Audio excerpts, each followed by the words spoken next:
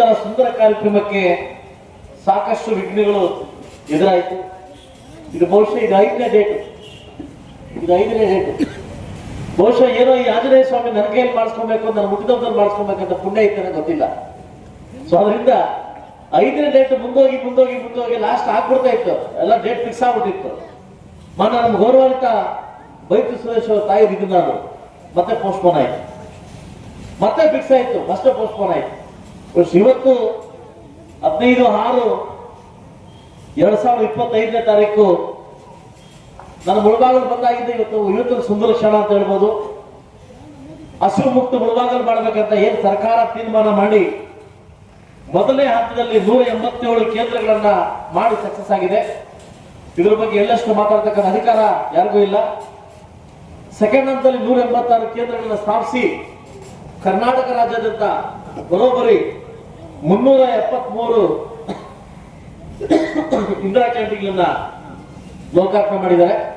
ಇದಕ್ಕೆ ನನ್ನ ತಾಲೂಕು ವತಿಯಿಂದ, ನನ್ನ ತಾಲೂಕು ಸರ್ವತೋಮುಖ ಜನರಿಂದ ಸರ್ಕಾರಕ್ಕೆ ನಾನು ಥ್ಯಾಂಕ್ಸ್ ಹೇಳ್ತಾ, ಒಳ್ಳೇದನ್ನ ಒಳ್ಳೇದಂತ ಹೇಳ್ಬೇಕು, ಕೆಟ್ಟದಂತ ಹೇಳ್ಬೇಕು. ಇದು ಒಳ್ಳೆ ಕಾರ್ಯಕ್ರಮ. ಕೇವಲ 5 ರೂಪಾಯಿಗೆ ಟಿಫನ್, 10 ರೂಪಾಯಿಗೆ ಊಟ, ರಾತ್ರಿ 10 ರೂಪಾಯಿಗೆ ಊಟ. ನಾನು ಕೂಡ ಇವತ್ತು ಫಸ್ಟ್ ಟಿಫನ್ ಮಾಡಿದೆ, ಬಿಸಿಬೇಳೆ ಬಾತು ಮತ್ತು ಕೇಸರಿ ಬಾತು ತುಂಬಾ ಸುಂದರವಾಗಿತ್ತು. ಇವತ್ತು ಒಂದ್ ದಿವಸ ಕೊಟ್ಟು ನಾಳೆ ಕೇಳಿಸ್ಕೊಟ್ರೆ ಮತ್ತೆ ಬಿಡ್ತಾವೆ.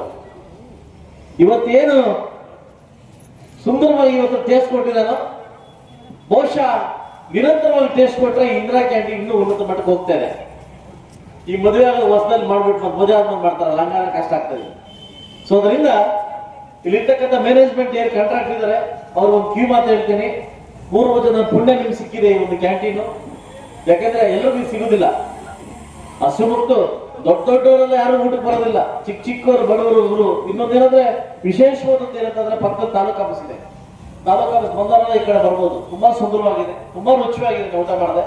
ಈ ರುಚಿ ಶುಚಿಯಾಗಿ ಇನ್ನು ಮುಂದುವರಿಲಿ ಅಂತ ಹೇಳ್ತಾ, ಸಾಕಷ್ಟು ಜನ ಈ ಮುಳಬಾಗಿಲ ಅಭಿವೃದ್ಧಿಗೆ ನಾವೆಲ್ಲ ಸೇರಿ ಕೆಲಸ ಮಾಡಬೇಕು. ಇನ್ನಷ್ಟು ಜನಪದ ಕಾರ್ಯಕ್ರಮಗಳಲ್ಲಿ ಬರಬೇಕು. ಇನ್ನು ಸರ್ಕಾರಕ್ಕೆ ಮನವಿ ಮಾಡ್ತಾ ಇದ್ದೀನಿ, ಸರ್ಕಾರಕ್ಕೆ ಕಾಣ್ತಾ ಇರಲಿ. ಸರ್ಕಾರ